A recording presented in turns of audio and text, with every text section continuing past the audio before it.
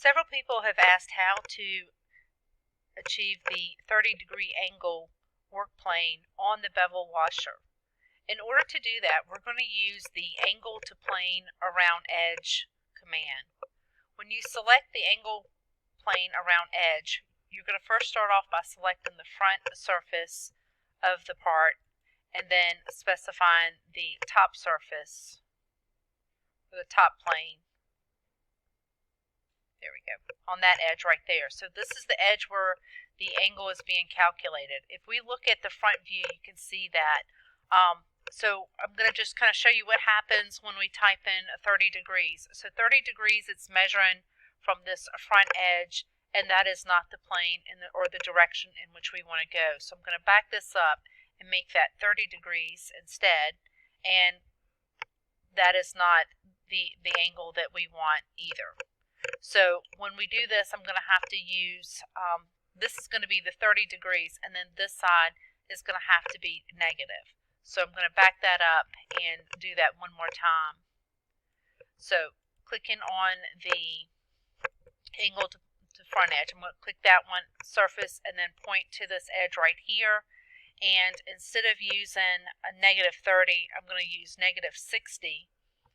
So looking at that from the front, this is 60 on this side, and that's going to make that 30 degrees right there. So I'm going to hit the check button, and then I'm going to leave that.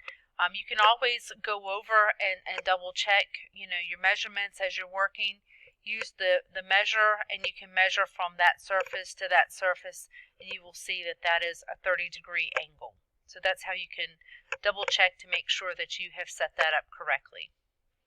So from here, what we're going to do is we're going to continue to sketch on this work plane. So creating a new sketch on the work plane, we're going to draw out the geometry that has been laid out. So starting with the first circle at 1.5 inches diameter,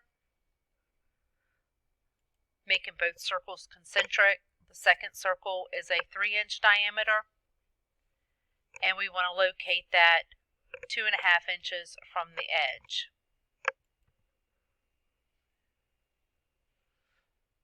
I'm going to go ahead and connect this at the quadrant perpendicular to this line. Do that again on the other side. And I'm going to just finish that off, connecting that line there, just to make sure we don't have any trouble with extruding that surface. So I'm going to trim that, and that's going to be the sketch that we're going to need to extrude to the next surface. So I'm going to finish that, and now I'm just going to turn this just a little bit to the side so we can look at the extrusion.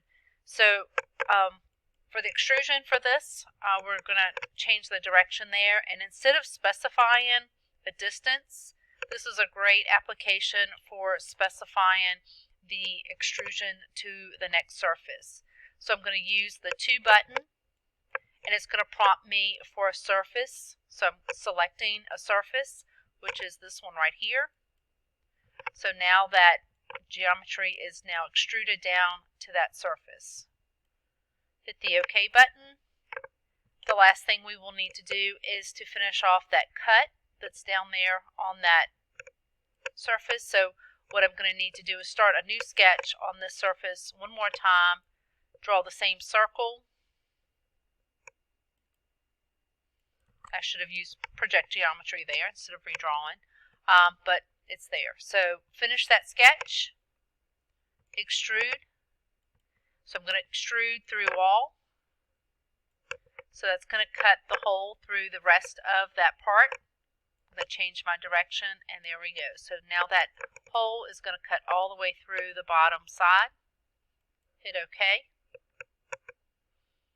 Let me go back and make sure that that is cut and not joined. Click on the cut. There we go. So now that part is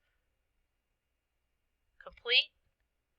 You can either leave the current work plane visible, or you can always right-click on the work plane and uncheck the visibility, and the work plane will still be there. It's just invisible. And that's it for that problem.